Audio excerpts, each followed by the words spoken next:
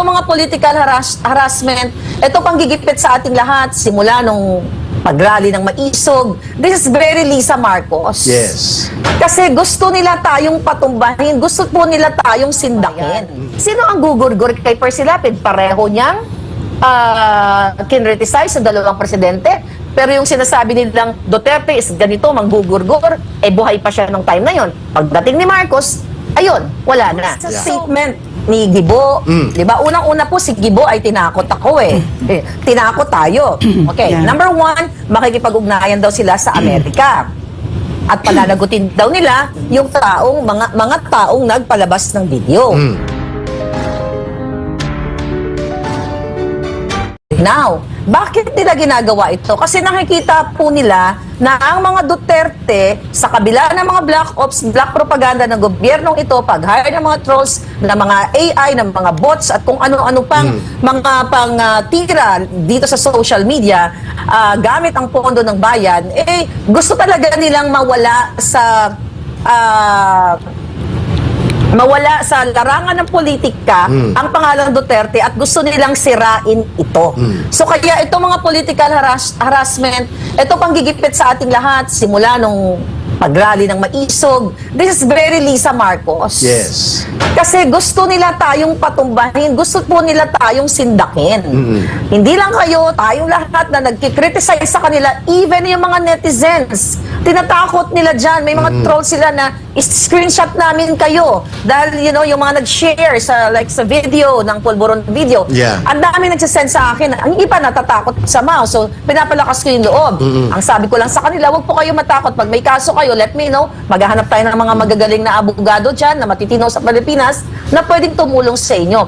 So, yung ginagawa sa malalaking tao, when I say malalaki, katulad ng mga Duterte, former president, imagine, vice president, mayor, congressman, si Duterte, sa inyo, congressman, sa inyo, na talagang may boses tayo nandito tayo sa social media, meron tayong following, pero walang pakialam yung gobyernong ito, kundi sindakin at harasin tayo. Sabi ko nga mga kababayan, wala nang batas sa Pilipinas. Kasi ultimong maliliit na mga nagko-comment o mga commenters, hindi naman yung mga tao niya nag-express lang ng kanilang damdamin. Sinisindak nila. Ni-screenshot na namin kayo. I-report namin kayo sa ganito, sa ganyan. So itong pattern na ito, very bangag. Wala pong matinong gobyerno na mananakot sa mga Pilipino. Kasi nung panahon ni Pangulong Duterte, ang dami din namang mga talagang ng mga bashers o naninira sa kanya. So, wala namang ganito Wala namang mga troll ang presidente, ang Duterte government administration noon na screenshot namin kayo, kasuhan namin kayo. Di ba? Wala namang ganon. Yes. During Marcos time, pagpasok pa lang ni Marcos, balikan natin po yung issue kay Percy Lapid. Yeah. Now, even though hindi ko pinapanood, hindi ko masyado kilala si Percy Lapid talaga. I don't watch him. Pero nung binabalikan ko yung mga ni Percy Lapid, yung kanya mga vlog, kinikriticize niya ang Pangulong Duterte. Pero bakit buhay siya hanggang kay Marcos? Yes. Ang tagal niyang kinriticize si Pangulong Duterte, pero bakit po siya buhay during Duterte na kung ano-ano mga binibintang? Like, June, July, August, September, like 4 months nung makaupo ang Marcos, nung si Percy Lapid, ang hindi pa nakakapanood dyan, balikan niyo yung kanyang vlog. Siya yung pinakauna talaga na sobra yung kritisismo niya kay Marcos na ito ay nagpupulburon o sumisinghot. So sabi ko, may nauna pala sa akin, may nauna pala sa atin. So no wonder, bakit siya, ginurgur. So mag-isip na kayo, taong bayan. Sino ang gugurgur kay Percy Lapid? Pareho niyang kinriticize sa dalawang presidente.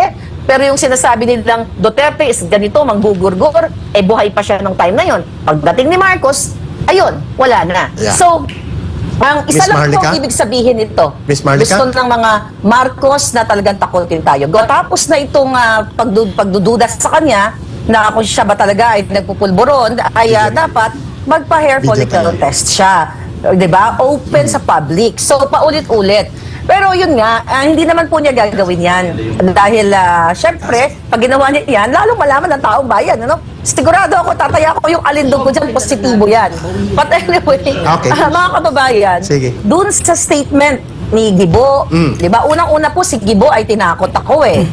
Tinakot tayo. Okay, number one, makikipag-ugnayan daw sila sa Amerika. At palalagutin daw nila yung mga taong nagpalabas ng video. Ngayon, tinakot nila yung taong bayan, sinabihan nila na huwag itong i-share. Kaya nga sa mga vlogs ko, sabi ko, wala namang ibang nagpakita, nag-show ng video na yan, kung di ako. Bakit kailangan yung takutin ng taong bayan? So, well, you know already bakit nila tinatakot ng taong bayan para hindi naman ma-share yung video para walang makakitang mga Pilipino. Number two, si Abalos nang umingiwi din.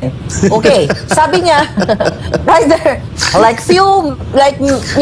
the moment na nakita nila yung video, nagpa-press con kagad na sinasabi niya, ito ay fake ito, talagang ang layo, ang layo daw at hindi daw talaga ito kamukha ng presidente. Kaya nga, pag tinitignan nyo yung video, it's identical. Okay? And that video, sabi ko nga, authenticated po yan. Yung video na yan, authenticated yan bago in-release dito sa aking event. And also, kung matalino ang taong bayan, alam ko, mas maraming matatalino kayo sa bangag. Like few hours after, nagpa-press con na sinabi ito ay deepfake. Yung mga even hindi taga-Amerika, yung mga nasa ibang bansa, but magbe-base ako dito sa US. Bago mag-release ang isang forensic expert o forensic analyst sa mga video na yan, ang pinakabasihan dyan, dapat kung talagang expert yung taga-NBI, dapat ipinaliwanag nila sa taong bayan saan ba galing yung video na yon. Ano yung camera na ginamit? Ito ba ay button camera, spy camera? Ito ba ay ballpen? Saan galing? So yun yung isa sa mga dinidetermine ng analyst. Tapos kung talagang matino sila, dapat kung eksperto talaga ang analyze ng video na yon, dapat doon nalaman nila kung anong year at least. Di ba? At kung anong gadget ang ginamit diyan. Kasi pag eksperto ka, syempre yun yung trabaho mo eh. 'Di ba? Yung experienceado ka sa ganun. Pero ano ang ginawa ng DILG? 'Di ba? Dugtong-dugtong na mga folder, pinicturean yung mukha ni Marcos Jr. Tapos below up yung screenshot from I think from enhanced video na pinresent ko. So, pinatabaan nila ng gusto para kunwari malayo ang pagkakaiba, pero they failed. Kung ano yung saang gadget galing yon, anong klaseng camera, ano yung proseso ng pag-analyze nila, di ba? Kasi dito po sa US, ang pag-process niyan, hindi lang po yan isang oras. 5 to 20 hours yan. Yung video na yan, like at least 10 seconds video, hindi po yan na pipicturan mo, o ito deepfake yan. No, yung totoong expert, you can inquire lahat ng mga kapanalig ni bangag dito sa US, kahit dito sa California. Pag nag-inquire ka sa forensic expert, isa yan sa mga tinatanong nila sa iyo na saan ba to galing, saan ba galing na camera ito, ganyan, Kung hindi mo masabi sa kanila, then sila yung magde-determine. Sila yung mag-a-analyze. And believe me, sasabihin nila sa iyo, hindi to matatapos ng 1 oras, 2 oras, minimum 5 to 20 hours. So, with that information na nakuha ko dito, sa iba't ibang forensic experts mo ang aking kinontak. Actually, hanggang ngayon, may mga dumadating pa mga email sa akin yung mga information. But ganun pa man, dito natin mapapakita na yung kanilang pag-release ng mga picture na didikit sa mga folder, ito po'y nataranta sila. Nagmadali sila dahil gusto nilang ampatin yung wildfire. Ito yung pagkalat ng video. So definitely, walang laman ng utak nitong mga taga-NBI at DILG. Kasi hindi sila deserve dyan, mga kababayan.